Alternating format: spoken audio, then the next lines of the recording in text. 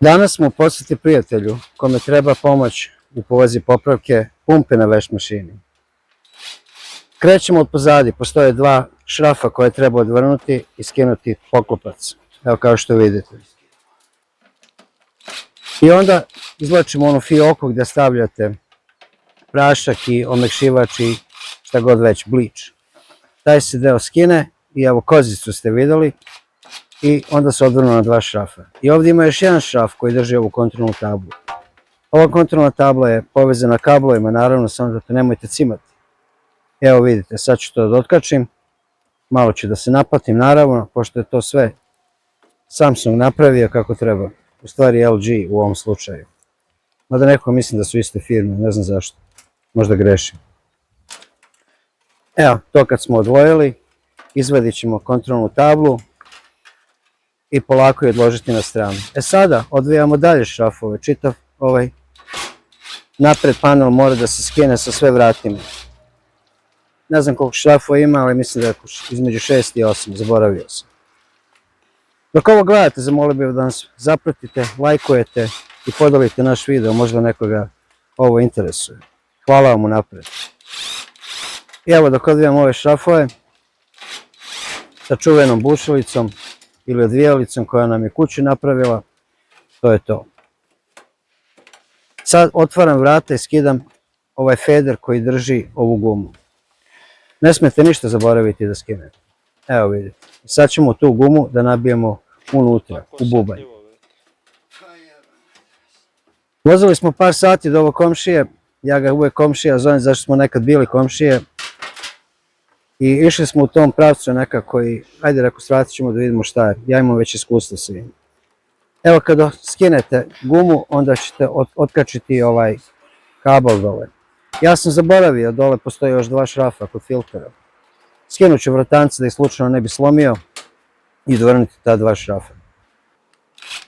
Imam iskustvo s ovom mašinom zato što sam imao istu u Americi. Ona pere i suši, ali je boljka pumpa. Pumpa hoće crći ako se kosa ili dlake ili bilo šta zaglavi unutra. Baš je mekano napravljeno. Evo vidite, sad sam skinuo onaj gornji deo, onaj prednji deo u stvari i sada moram da proverim kako da skinem pumpu. Upravo me komšija pitao da li mislim da je možda nije zapušena glavna odvodna cev. Rekao sam mu da ćemo pogledati i to, naravno moramo izduvati, slučajno da nije nešto uletelo. Sad ove klampe moram da skinem, pošto 4 creva postoje tu. Sve je nepristupačno da vam kažem i ako nemate pravi alat i mnogo je teže nego kad imate sve kako treba. Ja koristim obično klešta, vidite ova što se mogu otvoriti duplo. I naravno kozica je došla ponovo. Imaju jednu slatku kozicu, nevjerovatno, ona misli da je čovjek. Svuda hoće da bude. Ne, ljubav mala. Kaže, hoćeš da poneseš kući. Šta ću s njom, crni radosovi. I ono malo zelenog što imamo da nam pojede. Evo vidite, sad sam odvojio ta creva i još jedno je ostalo ono pozadi. Nije toliko komplikovano koliko je nepristupačno. Kad ove klampe skidate, molim vas, dignite što god možete više u crevu, jer je mnogo jednostavnije posle da se vrate. Ova pumpa ima 3 šrafa koje drže na svom mjestu. I normalno, sa ovom gedorom ovo će lako da se skine. Jedno po jedno, naravno. Ništa ne treba žuriti, stavljate šrafove na neko određeno mjesto i pratite po redu ih stavljate kako ih skidate, znači da idete unazad i da ih onda možete vraćati nazad na prvobitno stanje. Naravno, uvijek je jedan tu koji je malo komplikovan, ali nije ni to strašno. Evo i njega ću sad da izvučem i da ga skinem. Evo je pumpa, čitava pumpa i ima 4 kabla na njoj.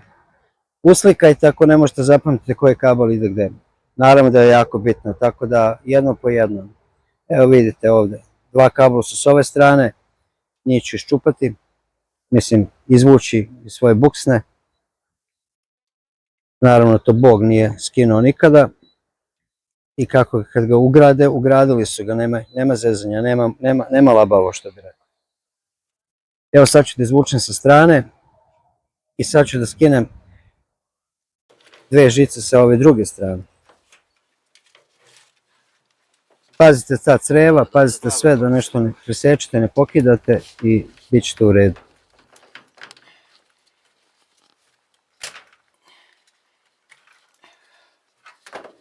I evo je. To je to. Sad ćemo da izađemo napolje, da skinemo pumpu i da je proverimo. 3 šrafa je drže s ove strane. Ovaj beli nosač je više kao neki protektor, više ne znam ni ja šta radi. Prvo ćemo njega da skinemo.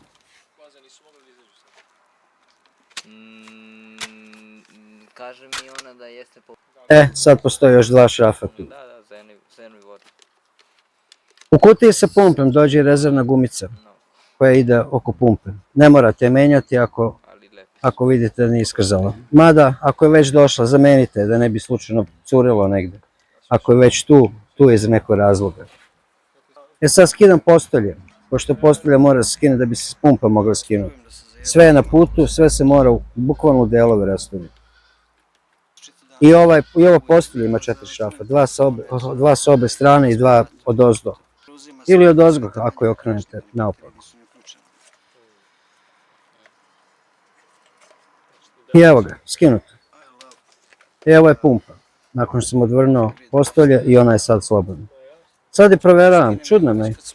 Izgleda dobro, ali da proverimo već i drugu stranu, pošto i na drugoj strani ima kao neka pumpa, ali više ne znam ni ono čemu služi. Ta ne crkava, ta uvek radi kako treba. Ali ova što izbacuje prljavu vodu, to je ta što nije dobra. Ona druga u stvari ubacuje čistu vodu u mašinu.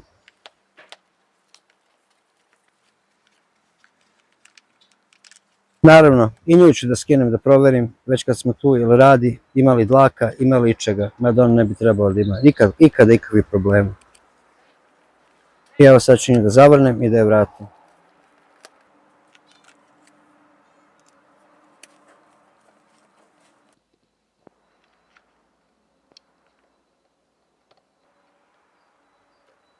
I evo sada vraćam pumpu. Dobro pazite kako je vraćate, da ne bude kriva, dobro pazite da nešto ne slomite i zavrnite te šrafove dobro. Mislim, nemojte sada nešto ko manijak da ga rokate, ali polako, zavrnite te šrafove. I sad vraćamo ovaj zaštitni poklopac i tu je 3. šraf koji drži pumpu.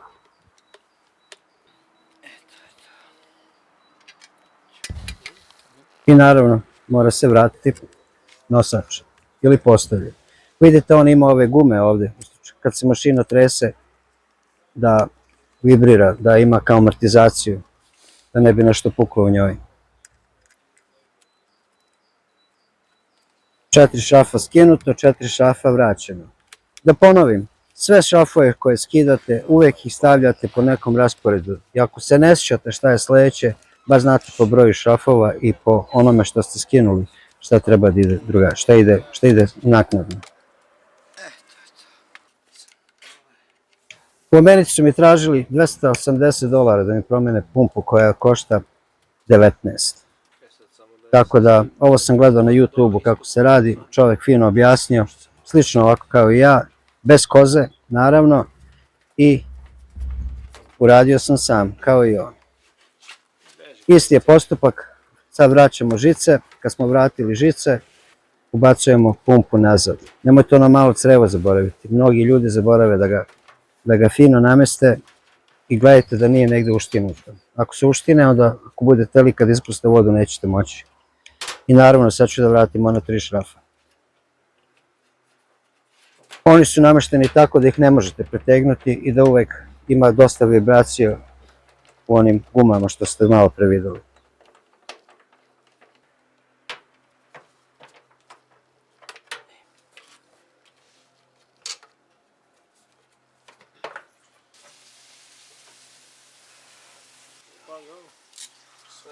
Kad smo ih rukom zavrnuli, sad ćemo samo da ih pritegnemo. Da budemo sigurni da od vibracije se ne odvrnu. I sad vraćamo creva. Jedno po jedno. Ja sam se zeznuo pa sam prvo vratio ova prednja creva, pa sam morao onda da ih poskidam skroz, jer nisam mogao da dohvatim ono zadnje od pozadi, tako da nemojte istu grešku napraviti. A evo izduvamo onu cev za odvod. Vidite, voda je čista, nema prljavštine i nije zapušena, to je jako bitno. I sad vraćamo ponovo vrata. Njih fino treba namestiti. Otvorite vrata od mašine i to kad legne vidjet ćete. Sad naravno vraćamo šrafove, jedan po jedan. Ja sam prvo zavrnuo samo jedan gore, da mogu da siđem dole, da mogu da zavrnem ostale. I da vratim onu plastiku, noseću plastiku i da zavrnem donji deo mašine. Još malo pa ko nova. Kad smo vratili to, gumu treba vratiti na svoje mjesto. Isto tako budite pažljivi kako je vraćate, ako ne vratite kako treba, nećete moći onaj veliki feder da vratite. Ili oprugu, kako god hoćete. Ona drži gumu uz mašinu.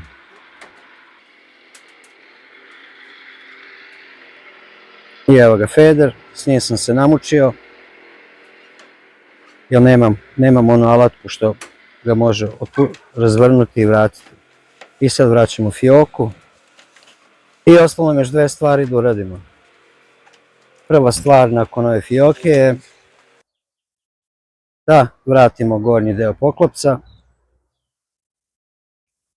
i naravno da ga zavrnemo.